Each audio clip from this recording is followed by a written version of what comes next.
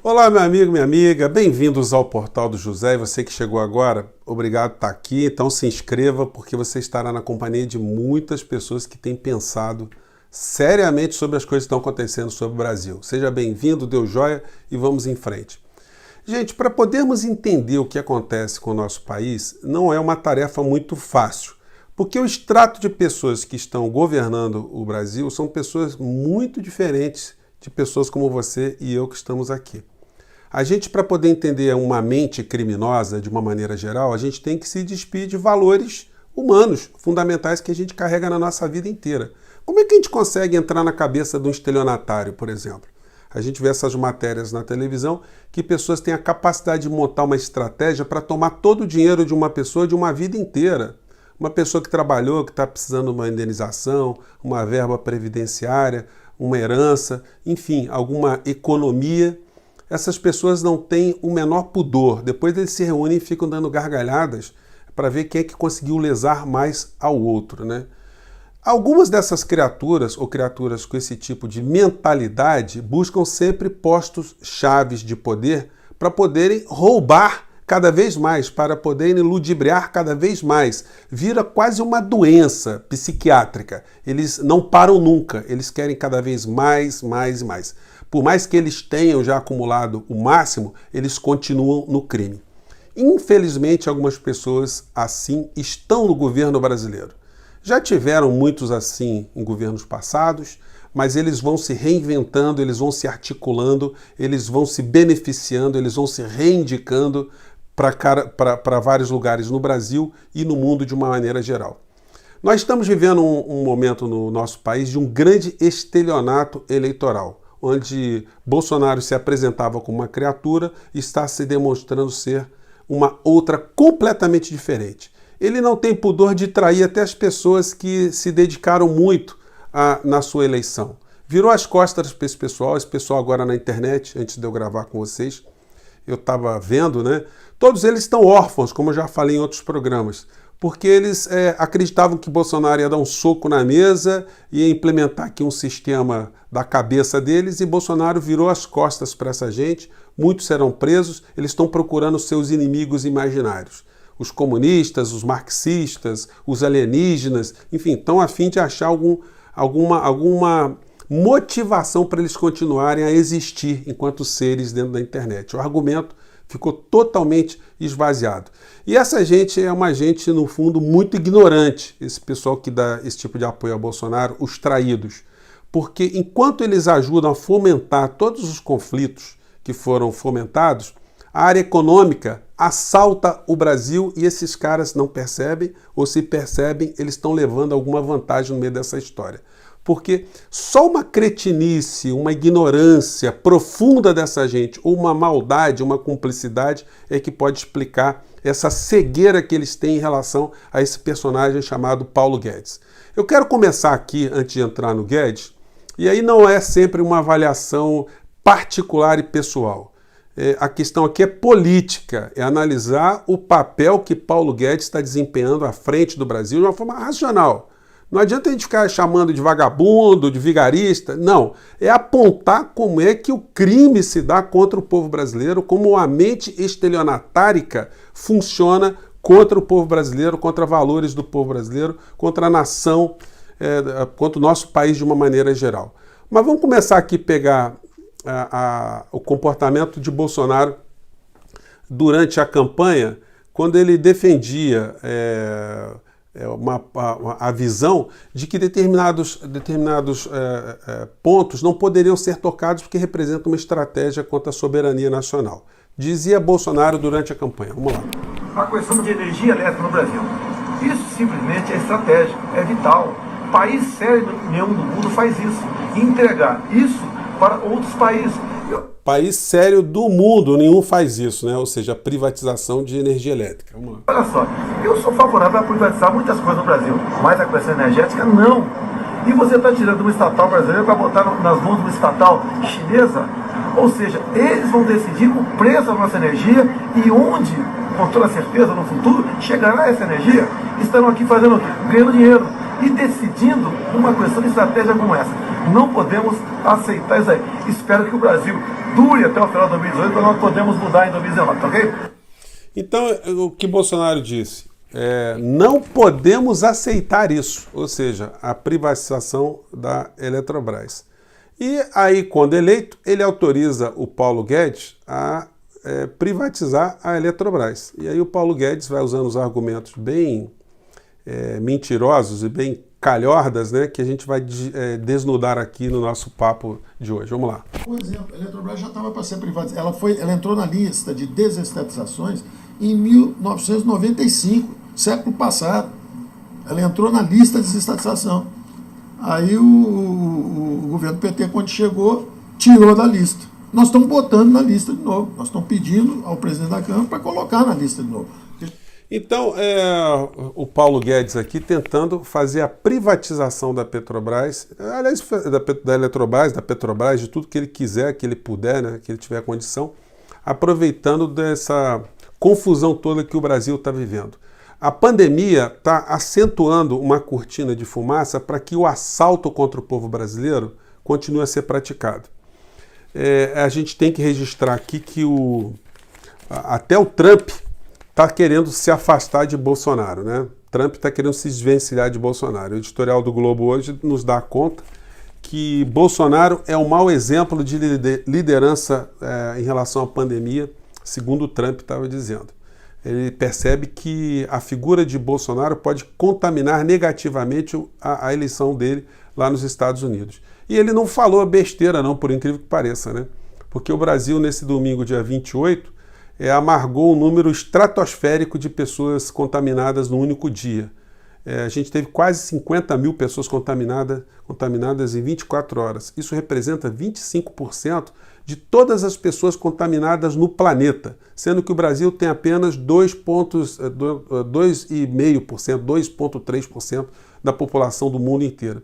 Isso para dar noção da gravidade que está acontecendo no Brasil e de como o Bolsonaro está coordenando um genocídio consciente, porque ele continua a minimizar os efeitos da pandemia, dizendo lá atrás que era gripezinha, e continua dizendo agora, na quinta-feira ele disse isso, quinta-feira passada, que houve uma histeria, que houve um exagero, e no final de semana ele fez aglomeração, ele continuou a contrariar todos os indicativos da saúde, ele cria uma instabilidade, uma balbúrdia, porque as suas bases começam a pressionar os prefeitos, os governadores, tem ação na justiça, um município fecha, outro abre, então a pandemia ela vai se arrastar mais ainda no nosso país e o número de vítimas aqui será infelizmente muito grande. Então Bolsonaro ele tem esse papel genocida à frente da nossa nação, detectado agora pelo Trump. Mas eu estava falando do Paulo Guedes aqui e sobre o comportamento psicopático de algumas criaturas, né? Esse pequeno trecho aqui de Paulo Guedes, naquela reunião ministerial, mostra bastante, diz muito sobre o caráter de uma pessoa. Vamos conferir aqui. Essa confusão toda, todo mundo está achando que estão distraídos, abraçaram a gente, enrolaram com a gente, nós já botamos a granada no bolso do inimigo. 2 anos sem aumento de salário. Era a terceira torre que nós pedimos derrubar. Então, aqui nessa fala do Paulo Guedes, ele mostra assim, uma faceta do seu caráter. É como aqueles estelionatários que eu estava dizendo no começo do nosso papo aqui, né? Que depois de lesar uma pessoa, eles ficam rindo, eles ficam se jaquitando ali de terem conseguido ludibriar a vítima, tal qual o Guedes fez aí. Dizendo, olha, ficou todo mundo distraído e a gente botou uma granada no bolso do servidor público, do inimigo. Então, gente, isso é um pensamento que dá conta de como essas pessoas se importam com o outro. O Paulo Guedes enxerga nos seres humanos que são servidores públicos inimigos a receberem uma granada no bolso, né? Então, esse tipo de comportamento dele não é um comportamento de cínico, de estelionatário que está isolado no meio dessa história, não. Eu peguei aqui uma palestra do Paulo Guedes em 2019, ele fez lá para XP, e aí ele tentando convencer as pessoas ali que a reforma da Previdência tinha que introduzir a capitalização, que ia ser muito bom para o pobre. É assim que o estelionato age, né? Ele pega a vítima, ele convence a vítima que aquilo que está sendo organizado será muito bom para ela. A vítima só percebe que foi lesada quando ela vai ver o que tem na conta, né? E Paulo Guedes então falava sobre isso. nessa palestra aqui. Vamos lá. Mas a gestão é descentralizada e numa indústria privada, que educa financeiramente, democratiza a poupança, acumula capital, transforma os trabalhadores em sócios do progresso, e é a difusão do capitalismo popular.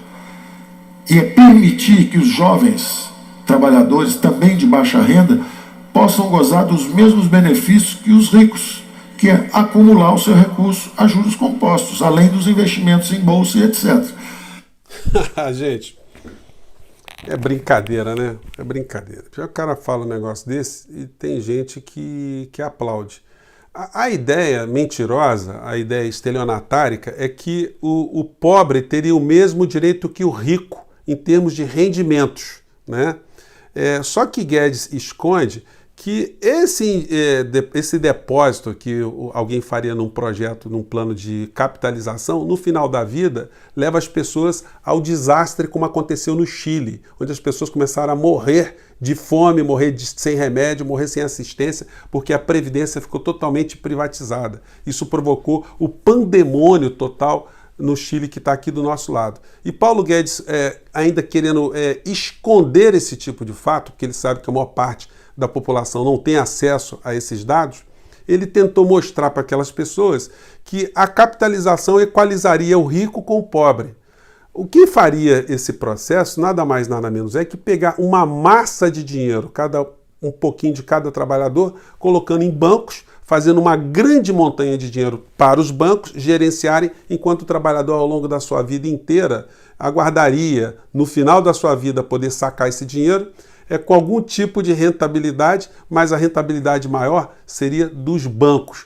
Então a ideia que o pobre seria equalizado ao rico é uma ideia que parece uma ideia justa, mas na verdade esconde essa pilantragem, essa malandragem de pegar uma montanha de dinheiro do povo brasileiro para jogar dentro de bancos privados.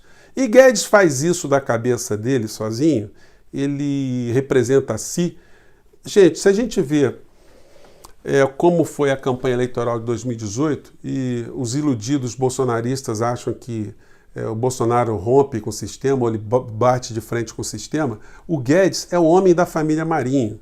O Guedes levou o Bolsonaro no dia 5 de setembro de 2018, antes daquele episódio lá em Juiz de Fora, para conversar com João Roberto Marinho. Guedes tentou fazer essa aproximação para que os conflitos não ficassem muito evidenciados. E a família Marinho dá gargalhadas de Bolsonaro, porque eles passaram por todos os governos, eles ficaram bilionários. O Bolsonaro está simplesmente se prestando com a sua turba, com seus seguidores, a justamente fortalecer todo tipo de estelionato que está sendo praticado contra o povo brasileiro.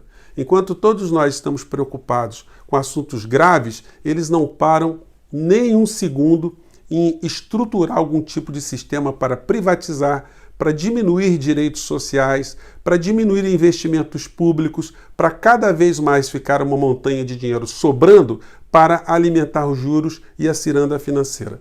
Não sou só eu que estou dizendo isso. Os principais economistas que são críticos ao que está acontecendo no Brasil e até mesmo os que têm uma visão mais liberal, eles atestam que Paulo Guedes está praticando um grande estelionato contra o povo brasileiro.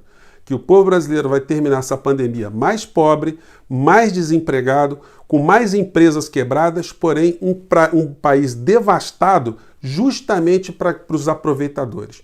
Todo criminoso, quando vê uma área mais fragilizada, ele expõe ali toda a sua maldade, toda a sua crueldade. E é assim também na economia, é assim também nos tratos das grandes coisas, dos grandes interesses transnacionais. Eles estão percebendo que o Brasil é uma casa com janelas abertas, com portas abertas, e cujo síndico é um cara desequilibrado, é um cara perturbado, é um cara que não é capaz de enxergar tudo aquilo que está acontecendo, ou se é capaz, ele está levando algum tipo de benefício diante do saque que está acontecendo.